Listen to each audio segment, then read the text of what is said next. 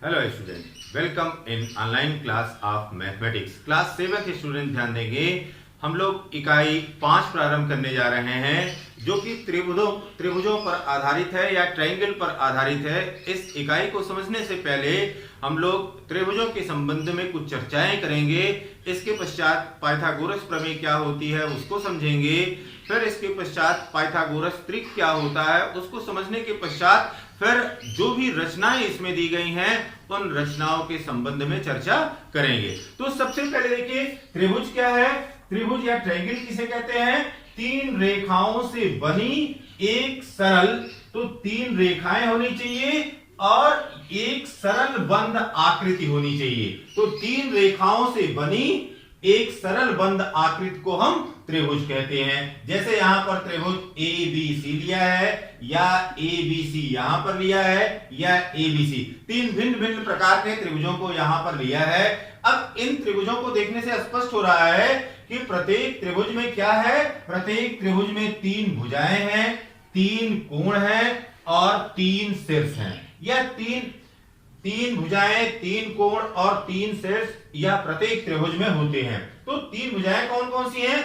A B यह भुजा, फिर बी सी यह भुजा और सी ए यह भुजा। इसमें या इसके अन्य ऐसे त्रिभुजों में आप तीन भुजाएं देखेंगे। इसी प्रकार से यहां पर एक कोण बन रहा है, यहां पर एक कोण बन रहा है और यहां पर एक कोण बन रहा है, या यहां पर और यहां पर। तो कोण ए बी सी यह तीन कोण हो गए।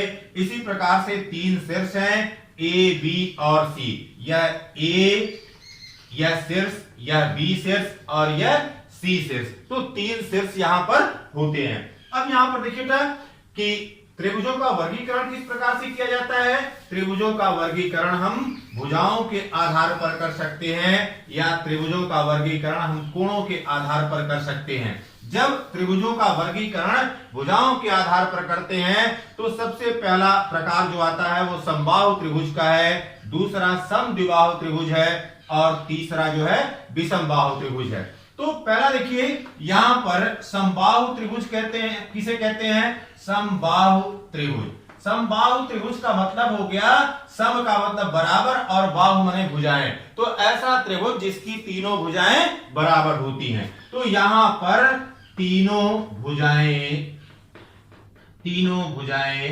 बराबर हैं। अगर तीनों भुजाएं बराबर हैं तो वो समबाहु त्रिभुज कहलाएगा और यह हो जाएगा ए बी सी।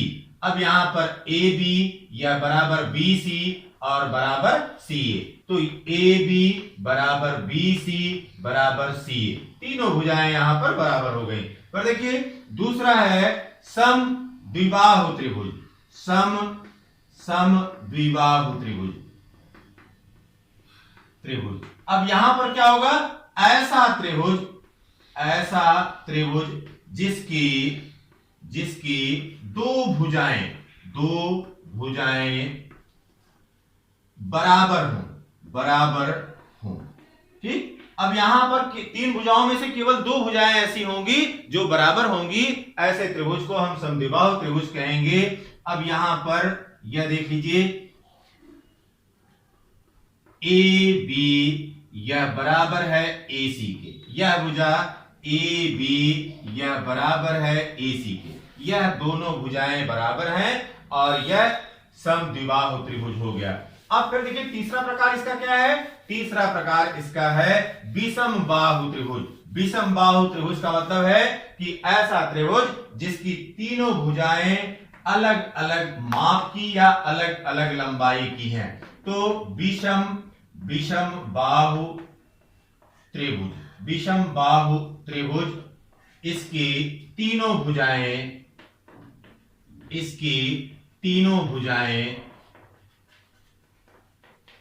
अलग अलग माप की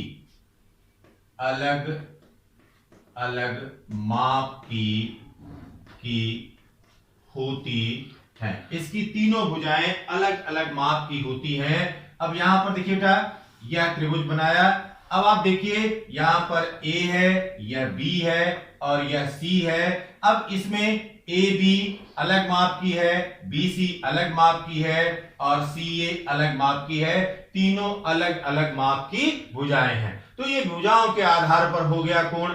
अब देखते हैं कि कोणों के आधार पर हम कैसे त्रिभुजों का वर्गीकरण करते हैं। तो कोणों के आधार पर जब हम त्रिभुजों का वर्गीकरण करते हैं तो हम देखते हैं कि तीन प्रकार का त्रिभुज हमको प्राप्त हो रहा है। पहला है न्यून कोण त्रिभुज, न्यून कोण त्रिभुज, न्यून कोण त्रिभुज। अब देखिए न्यून कोण त्रिभुज कैसा त्रिभुज होगा? ऐसा त्रिभुज जिसमें प्रत्येक कोण 90 अंश से कम होता है उसे हम न्यून कोण त्रिभुज कहते हैं। तो यहां पर इसका प्रत्येक कोण, इसका प्रत्येक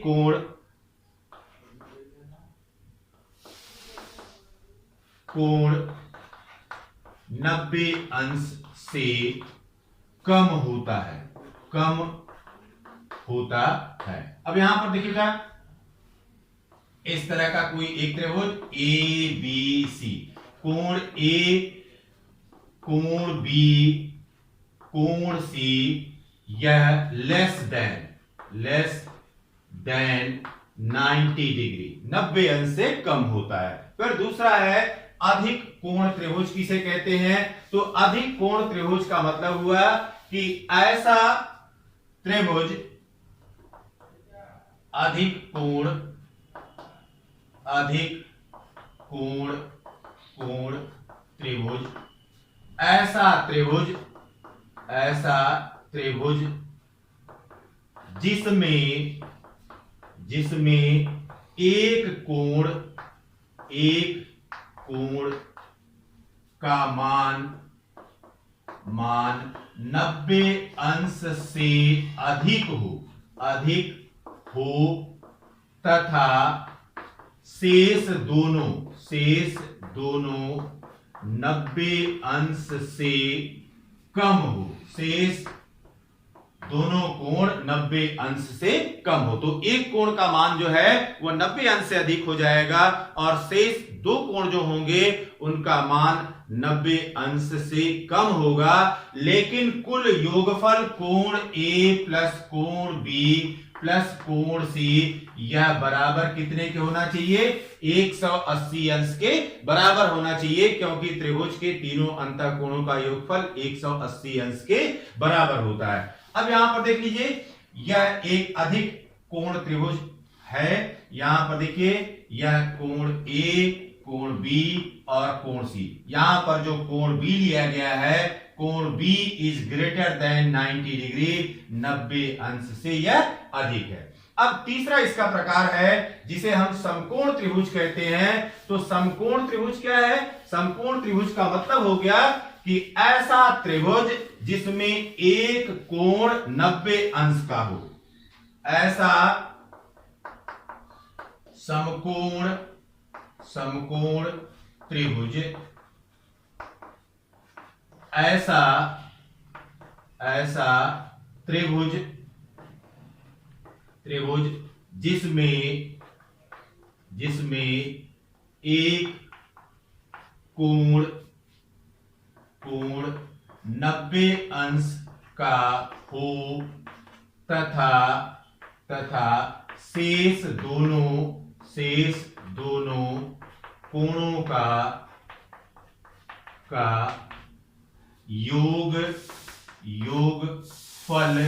योगफल 90 अंश के बराबर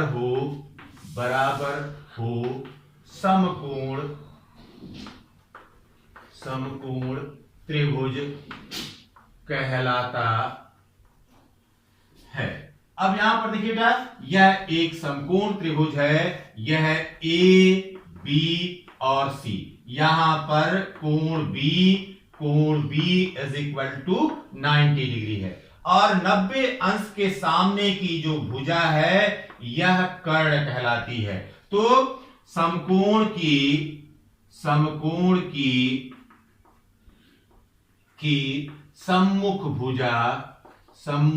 भुजा यह कर्ण कहलाती है और आवश्यकता अनुसार एक भुजा इसमें लंब होती है और दूसरी भुजा इसमें आधार होती है।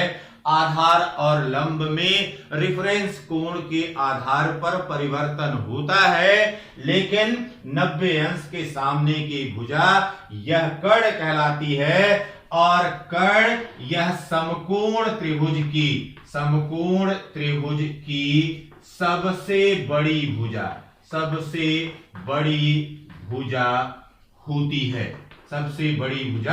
होती है। अब हम लोग अगली कड़ी में देख रहे हैं कि पाइथागोरस प्रमेय क्या है, क्योंकि पाइथागोरस प्रमेय को समझना यहां पर बहुत आवश्यक है और आगे की त्रिभुज की पढ़ाई के लिए या त्रिभुज संबंधी रचनाओं के लिए इस प्रमेय को जानना अति आवश्यक है। तो पाइथागोरस कौन थे? पाइथागोरस एक यूनानी ज्यामिति विशेषज्ञ थे।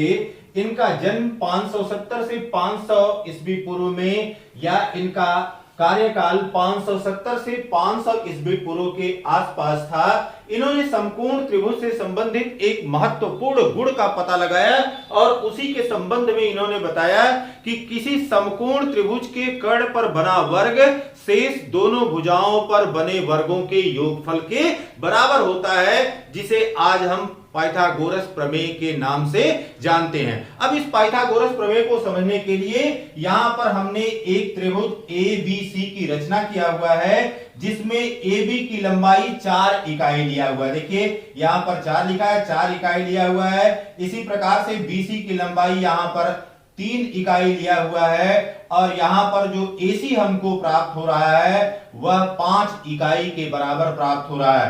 अब देखिए बेटा, जैसे BC पर 3 इकाई के बराबर हमने लंबाई लिया है, तो अब यहां पर एक वर्ग बना लिया है हमने इस प्रकार से। यहां पर अगर 3 है तो यहां पर भी 3 है, यहां पर भी 3 है। मींस इसकी प्रत्येक भुजा की लंबाई कितने के बराबर है?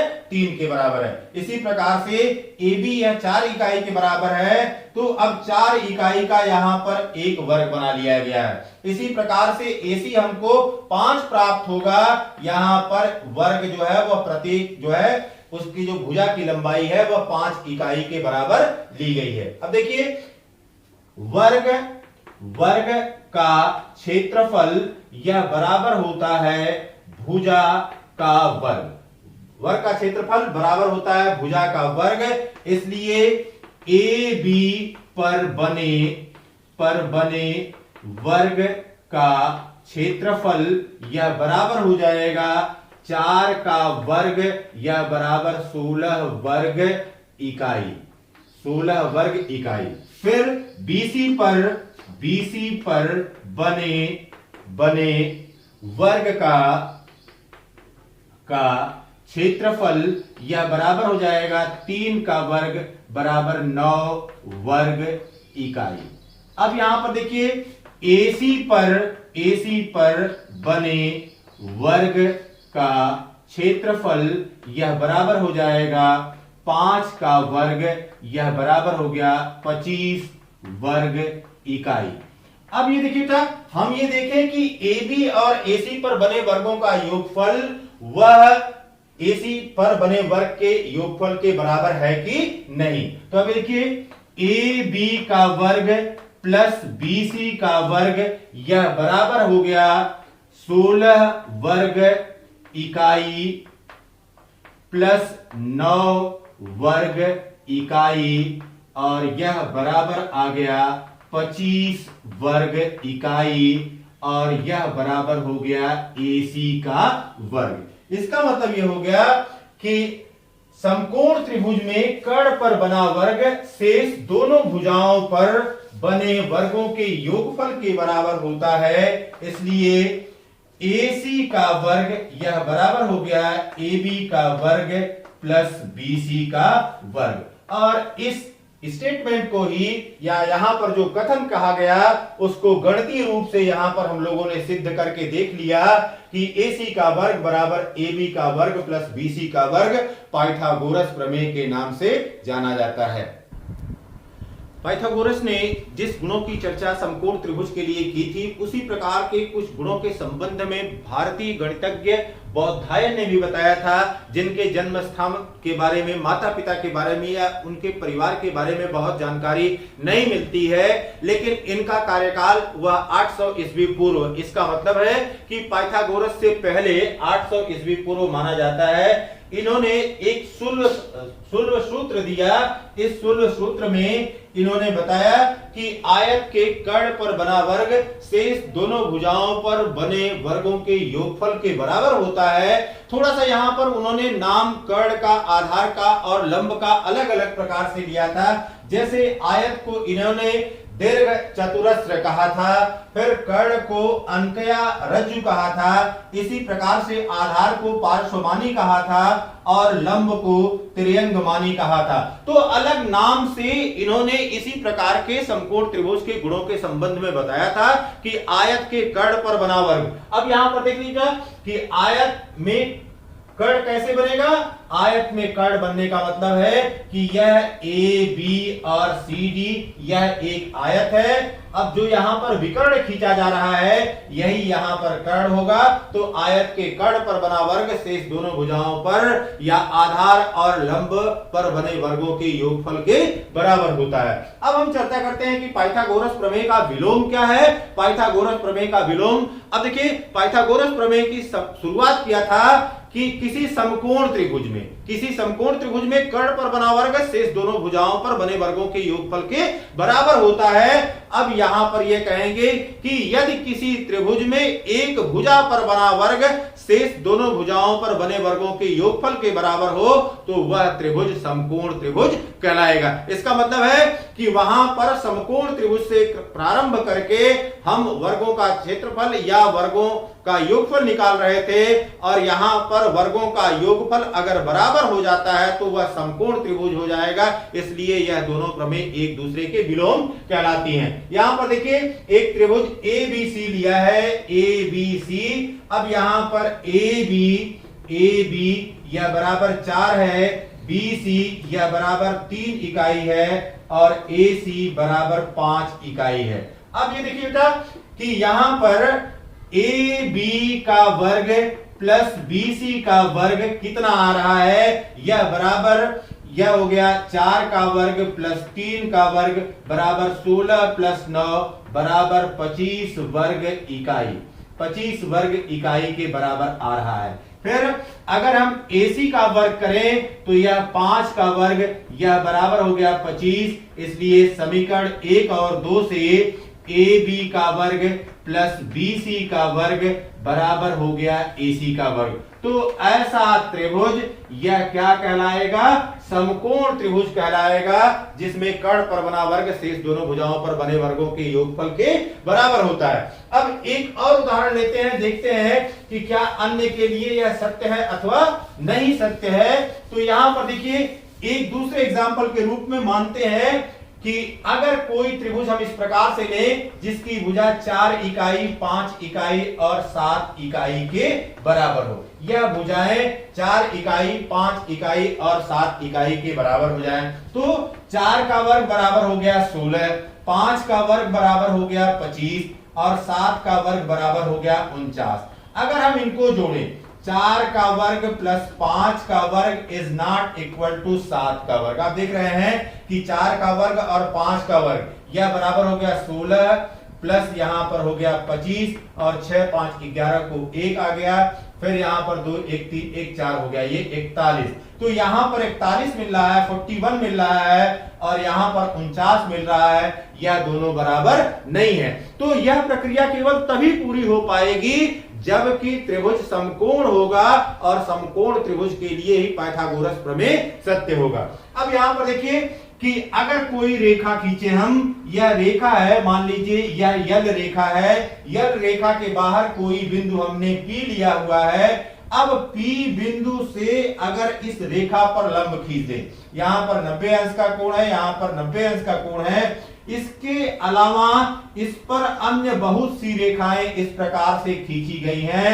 अब आपको देखने से पता चल रहा होगा कि किसी रेखा पर किसी बिंदु से खींचा गया लंब सबसे छोटी रेखा होती है। तो किसी रेखा यल पर उसके बाहर स्थित किसी बिंदु से खींचा गया लंब सबसे छोटा होता है। यहां पर अगर इसको मान लें Q1 या Q2 या Q3, यहां पर यह S1 S2 S3 इस तरह से अगर हो जाए तो यहां पर यह जो PM होगा यह PM सबसे छोटा होता है।